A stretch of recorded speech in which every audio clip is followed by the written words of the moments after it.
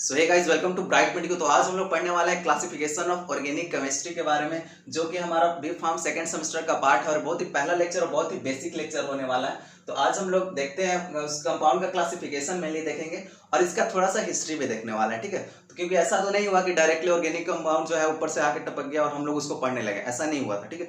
तो पहले के साइंटिस्ट लोग बहुत सारे जो है रिसर्च किया, उन्होंने बहुत ही खोज किया, तब उनको पता चला कि हाँ ऑर्गेनिक केमिस्ट्री कुछ होता है, ऑर्गेनिक कंपाउंड कुछ होता है। फिर उसका क्लासिफाई करना स्टार्ट किया। आखिर क्लासिफिकेशन का जरूरत क्यों पड़ा? क्योंकि क्लासिफिकेशन का जरूरत इसलिए पड़ा क्योंकि उन्होंने देखा कि एक कंपाउंड लिया, इस कंपाउंड में नाइट्रोजन कंटेनिंग है, नहीं नाइट्रोजन है, इसमें कोई सल्फर है, कार्बन भी है। ऑर्गेनिक कंपाउंड इनऑर्गेनिक कंपाउंड, ठीक है, अलग है, किसी में कार्बन है, लेकिन उन्होंने देखा कि कार्बन का प्रॉपर्टी बिल्कुल अलग है।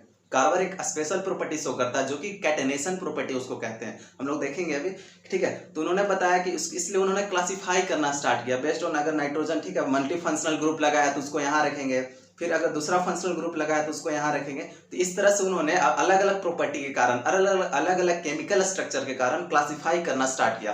तो पहले का कंपाउंड आया, ठीक है, पहले जो हमारा अर्थ क्रस्ट से निकला, कहीं से भी निकला, ठीक है, हमारा एटमॉस्फेयर में बहुत सारे प्रेजेंट है, अर्थ क्रस्ट से भी निकलता है। तो पहले हमको कंपाउंड मिला। फिर कंपाउंड होता क्या है? अगर दो या दो से ज्यादा आइटम जब एक साथ मिलते हैं ना तो उनको कंपाउंड कहते हैं, कंपाउंड कहते हैं, ठीक है। अगर आप भी अपने दोस्त के साथ, दो या तीन दोस्त के साथ मिलते हो तो आपको जनरली कंपाउंड कर दिया जाएगा। इस तरह से होता है, जैसे H, दो हाइड्रोजन अगर मिल गए तो H2 बना लेता है, इसको कंपाउंड कर दिए। दो हाइड्रोजन एक ऑक्सीजन वाटर मिल गया, इसको कंपाउंड कर दिया, ठीक है, इसको कंपाउंड कहा उन्होंने। फिर उसका अलग अलग कंपाउंड को क्या किया, उस क्लासिफाई करना स्टार्ट किया। तो कुछ को बताया उन्होंने ऑर्गेनिक कंपाउंड, कुछ होगा इनऑर्गेनिक कंपाउंड। तो आइए जानते हैं ऑर्गेनिक कंपाउंड क्या होता है। ऑर्गेनिक कंपाउंड ऐसा कंपाउंड है जो कि हाइड्रोजन और कार्बन और उनके डेरिवेटिव से मिलकर बना, ध्यान समझना है। हाइड्रोजन कार्बन बोले तो कार्बन भी रहेगा, उसमें हाइड्रोजन भी रहेगा, और उनके डेरिवेटिव्स कुछ भी हो सकते हैं, उसमें ऑक्सीजन भी हो सकते हैं, फास्फोरस, सल्फर, इनके साथ रहेंगे, लेकिन कार्बन और हाइड्रोजन मस्ट होंगे, इसी को ऑर्गेनिक कंपाउंड कहा जाता है। वहीं पे अगर इनऑर्गेनिक कंपाउंड की बात करें तो इनऑर्गेनिक कंपाउंड वो कंपाउंड होते हैं जो कि हमको जो नॉन लिविंग थिंग से प्राप्त हो। ऑर्गेनिक कंपाउंड किससे प्राप्त होता है? लिविंग से। लिविंग कौन हो सकता है? या तो एनिमल होंगे या क्या होंगे, प्लांट होंगे, ठीक है। और इनऑर्गेनिक होंगे जो कि हमारे अर्थ क्रस्ट से sodium chloride, NaCl, rock salt, ठीक है, अलग अलग चीज, जैसे जो मैग्नीशियम सल्फेट अर्थ क्रस्ट से डायरेक्टली मेटल जो निकला उसको हम लोग जो नॉन लिविंग है तो इनऑर्गेनिक के अंदर आ जाता है।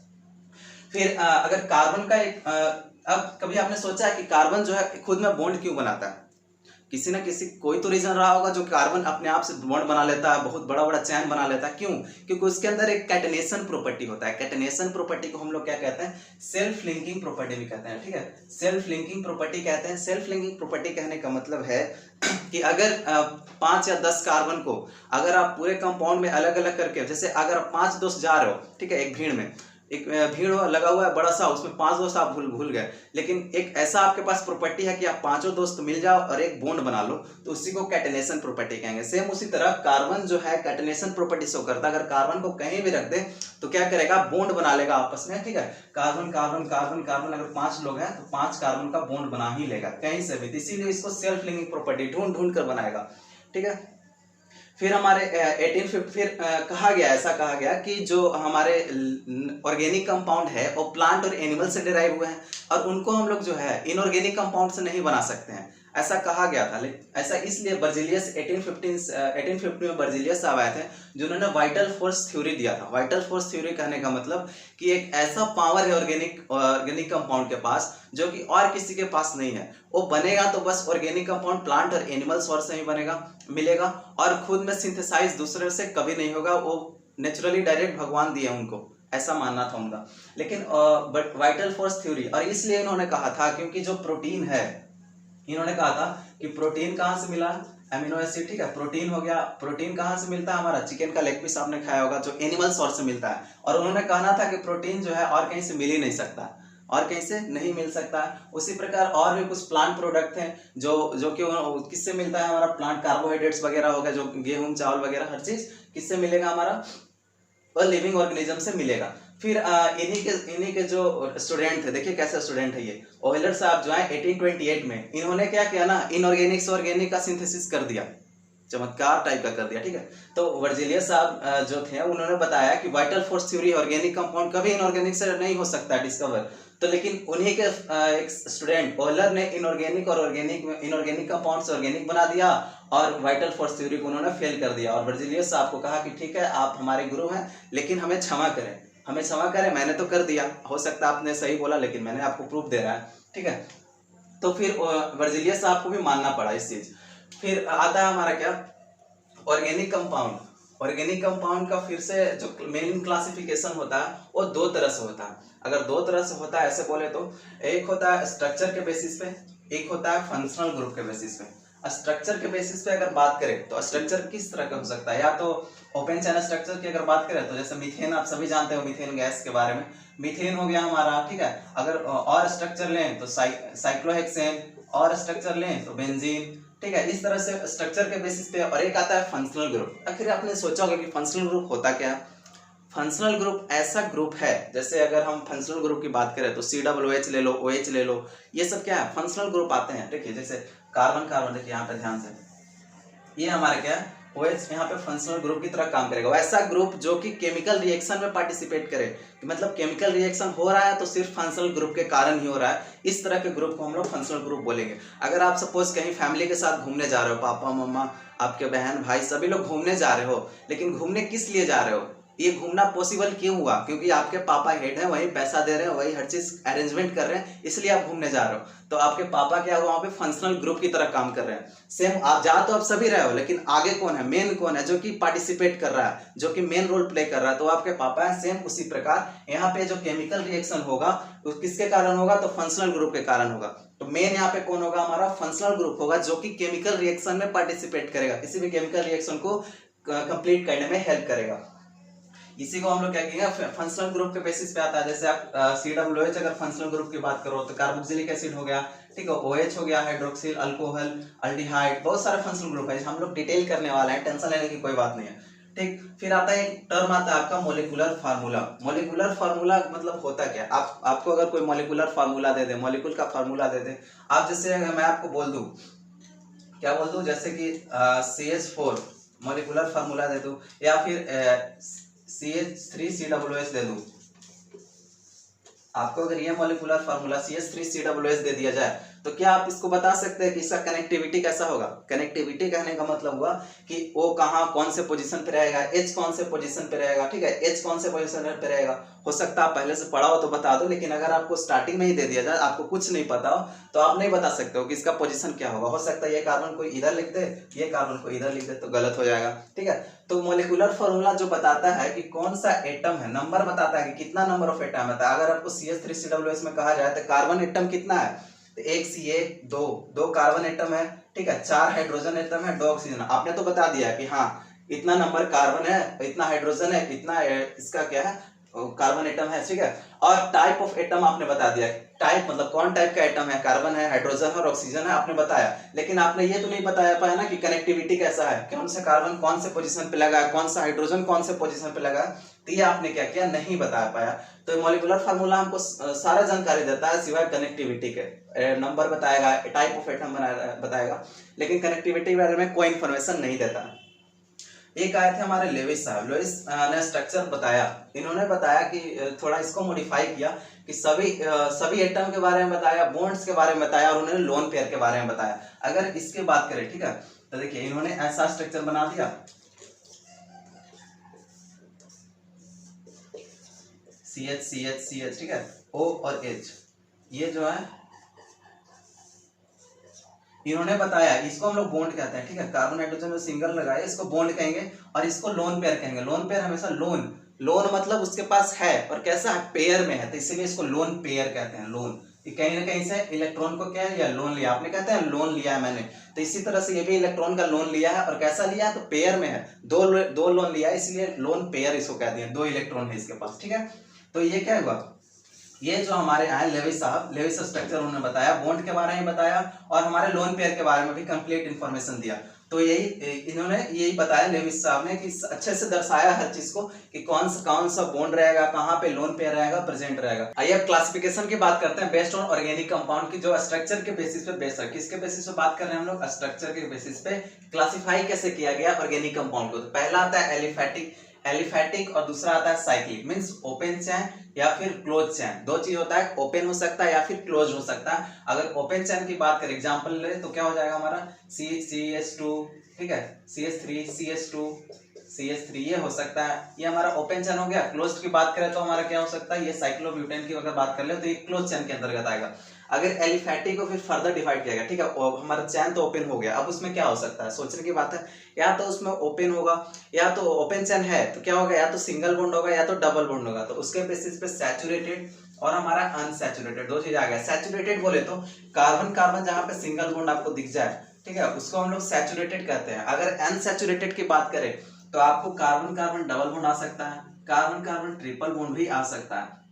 तो जहां डबल बॉन्ड ट्रिपल बॉन्ड दिख जाए वो अनसैचुरेटेड के अंतर्गत आ रहा हो। चैन लेकिन ओपन होना चाहिए, चैन कैसा होना चाहिए, ओपन होना चाहिए, गुड।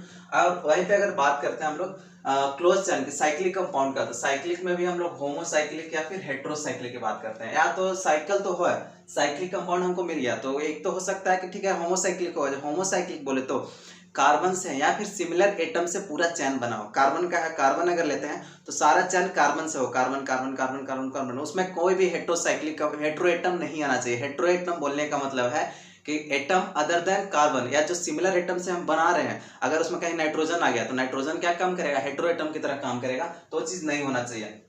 होमोसाइक्लिक बोलो तो सिमिलर होना चाहिए और सारा जो एटम ले वो सिमिलर होना चाहिए। तो होमोसाइक्लिक में भी दो तरह का आता है, एक तो एलिसाइक्लिक आएगा।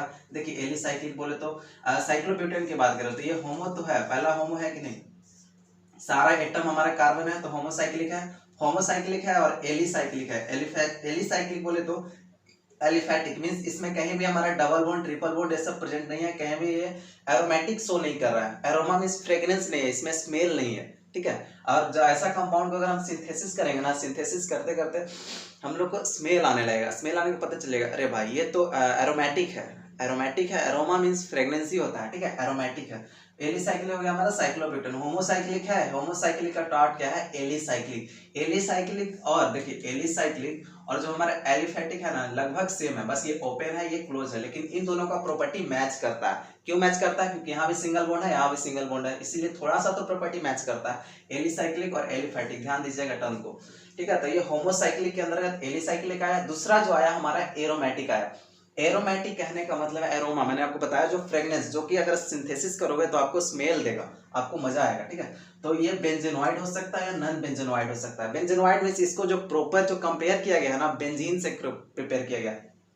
बेंजीन क्या होता है, बेंजीन हमारा C6H6 होता है, ठीक है, C6H6। ये जो आप रिंग देख रहे हो ना इसको हम लोग बेंजीन कहते हैं, ठीक है। इसको क्या कहेंगे हम लोग, बेंजीन कहेंगे।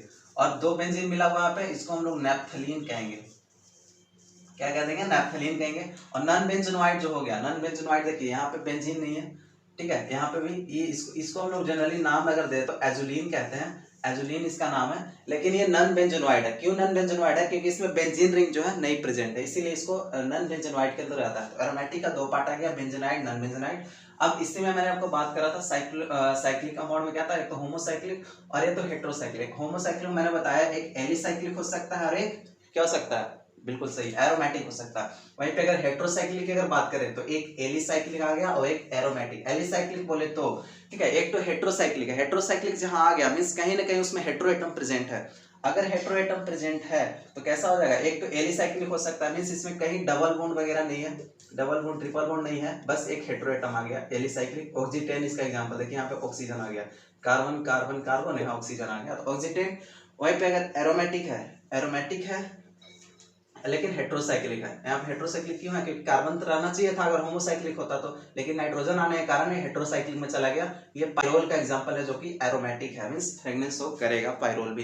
तो ये था हमारा क्लासिफिकेशन बेस्ड ऑन स्ट्रक्चर। अब हम लोग देखने वाला है classification based on the functional group. Classification based of functional group के ऊपर जो बेस्ड है उसके बारे में बात करेंगे। तो पहला आता है हमारा सिंगल बॉन्ड जो कि अल्केन है। अल्केन मतलब जनरल फॉर्मूला इसका आ जाएगा CnH2n+2। CnH2n+2 अगर आप इस फार्मूला को यूज करोगे, n की जगह आप 6 रख दो तो क्या आ जाएगा हमारा C6H 2 × 6 कितना आ जाएगा 12+2। 12+2 कितना आता है 14, तो C6H14 ये हमारा आ गया क्या। अगर इसको आप स्ट्रक्चर में कन्वर्ट करना चाहो तो ऐसे बना सकते हैं 1 2 3 4 5 6, ठीक है। अब सब तरफ H लगा दो, ये हमारा 2H आ जाएगा यहाँ पे, एक H यहाँ, एक H यहाँ, यहाँ यहाँ यहाँ, ठीक है। आप ऐसे करके बना सकते हो, कॉपी जरूर बनाना। अब देखिए C6 एक 1 2 3 4 5 6, अब हाइड्रोजन जोड़ते हैं 1 2 3 4 5 6 7 8 9 10 11 12 13 14 आ गया हमारा C6H14 आया। देखिए सब में सिंगल बॉन्ड है, इसीलिए हमारा क्या है C6H14। तो ये किसके अंतर्गत आएगा, हमारा अल्केन के अंतर्गत आएगा। इसका जगह अल्केन का जनरल फॉर्मूला की बात करो तो CnH2n+2 आ जाएगा। वहीं पे अगर डबल बॉन्ड आता है, ये फंक्शनल ग्रुप की तरह ही काम करता है, कंफ्यूजन होने की जरूरत नहीं है। अगर सिंगल बॉन्ड डबल बॉन्ड जहां दिखे फंक्शनल ग्रुप की तरह काम करेगा, ठीक है। डबल बॉन्ड अल्कीन आता है, अल्कीन में आता है इसका जनरल फॉर्मूला CnH2n, H2n आएगा, मींस कहीं इस पे डबल बॉन्ड लगा होगा, ठीक है। CnH2n आएगा। ट्रिपल बॉन्ड की अगर बात करें तो कार्बन कार्बन ट्रिपल बॉन्ड कहीं भी आएगा CnH2n, ठीक है, -2।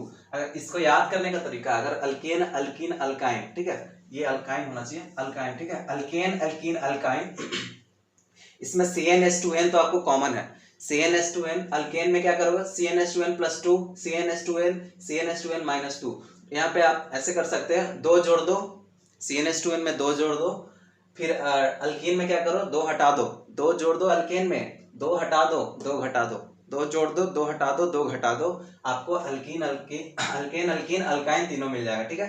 वहीं पे एक आता है हाइड्रोक्सिल ग्रुप। हाइड्रोक्सिल ग्रुप सभी जानते हो आप, OH ग्रुप जो लगा रहता है, इसका जनरल फॉर्मूला भी यही होता है। इसका जनरल फॉर्मूला कुछ नहीं है, बस वहीं पे देखिए CnH2n+1, 1 क्यों कहा गया, क्योंकि एक हाइड्रोजन को हम रिप्लेस करेंगे तब तो OH लगाएंगे ना, एक बॉन्ड बनेगा, इसीलिए इसको 1 कह दिया, नहीं तो 2 कह सकते थे। लेकिन यहाँ पे एक हाइड्रोजन को हटाएंगे तभी तो OH आएगा, क्योंकि H जो रहेगा, देखिए एक हमको यहाँ H जोड़ना है ना, तो यहाँ पे हमको क्या करने का, इसके जगह पे H रहता तो H को हमको हटा दिए, तो इसीलिए एक H यहाँ पे कम हो गया, ठीक है जी। तो ये हमारा हाइड्रोक्सिल ग्रुप आ गया। आप ईथर ले सकते हो, ठीक है। ईथर देखिए CH3O CH3, ये हमारा ईथर ऐसे ऐसे डिनोट किया जाता है। ईथर से हम लोग डिटेल करेंगे आगे आने वाले लेक्चर में, ठीक है। अल्डिहाइड हो गया, अल्डिहाइड अब सभी जानते हो, C+OH। लास्ट में टर्मिनल फंक्शनल ग्रुप है, ठीक है। Terminal functional, aldehyde is a terminal functional group, याद रखना। टर्मिनल क्यों कहें, क्योंकि आप कोई भी चैन, एक मजे की बात है कि आप कोई भी चैन के बीच में अल्डिहाइड फंक्शनल ग्रुप नहीं लगा सकते हो। कैसे नहीं लगा सकते हो, आप यहाँ पे अल्डिहाइड लगा सकते हो क्या, ये क्या बन गया हमारा कीटोन बन गया, ठीक है। लेकिन आप ऐसे अल्डिहाइड लगा सकते हो, देखिए यहाँ पे ये अल्डिहाइड है कि नहीं, ये अल्डिहाइड है, लेकिन आप कहीं भी इसको बीच में H तो आएगा नहीं, यहाँ पे जहां लगाओगे आप कार्बन आएगा, ठीक है। और अगर फंक्शनल को सेटिस्फाइड करने के लिए कार्बन का वैलेंसी 4 होता है, तो 2 इसी के पास है, एक इधर 4 तो हो गया। हाइड्रोजन कहाँ लगाओगे, नहीं लगा पाओगे ना, तो इसीलिए ये टर्मिनल फंक्शनल ग्रुप अल्डिहाइड को कहते हैं। जबकि कीटोन जो है वो बीच में लग सकता है, कीटोन को बीच में, ठीक है, बीच वाला फंक्शनल ग्रुप को कीटोन कहते हैं। कीटोन को आप लास्ट में नहीं लगा सकते, कीटोन को आप लास्ट में बिल्कुल नहीं लगा सकते। अगर लगाओगे तो क्या हो, यहाँ पे H लगाना ही पड़ेगा, तो अल्डिहाइड बन जाएगा। एल्डिहाइड और कीटोन का ये खूबसूरती। अब कार्बोक्सिलिक एसिड, कार्बोक्सिलिक एसिड क्या होता है, C+OOH, ये हमारा कार्बोक्सिलिक एसिड होता है। कार्बोक्सिलिक एसिड ये भी फंक्शनल ग्रुप की तरह काम करता है। ईस्टर हो गया हमारा, ईस्टर, ठीक है। ईस्टर की अगर बात करो, देखिए यहाँ पे ईस्टर ऐसे डिनोट किया जाता है, CH3 C+OO, एक H हटाकर हम C2H5, मतलब कोई भी आगे अल्काइल ग्रुप लगा सकते हैं। तो यह किसके अंतर्गत आता है, ईस्टर के अंतर्गत आता है। CH3COOH, मतलब आप कार्बोक्सिलिक एसिड से ईस्टर याद रख सकते हो। यहाँ पे हाइड्रोजन हटा दिया और ये ग्रुप आ गया, ठीक है। साइनाइड हो गया, C+N, साइनाइड हमारा C+N होता है, साइनाइड, ठीक है। तो ये भी फंक्शनल ग्रुप की तरह, और भी बहुत सारा अमाइड फंक्शनल ग्रुप है, बहुत सारे फंक्शनल ग्रुप है जो अगर आप बुक में देख सकते हो। लेकिन मेन इतना है जो आपको हर जगह यूज होने वाला है, बहुत ही बेसिक फंक्शनल ग्रुप है, ठीक है। तो ये था हमारा क्लासिफिकेशन ऑफ ऑर्गेनिक कंपाउंड। आने वाले लेक्चर में हम लोग आइसोमरिज्म और IPC नोमेनक्लेचर डिस्कस करेंगे। तो होप सो लेक्चर समझ में आएगा। वीडियो को लाइक करें और चैनल को सब्सक्राइब करें, ताकि आपको हर एक जानकारी मींस अगर मैं वीडियो दूं सबसे पहले आप तक पहुंचे और आप देखें उसको और सीखें। Thank you so much.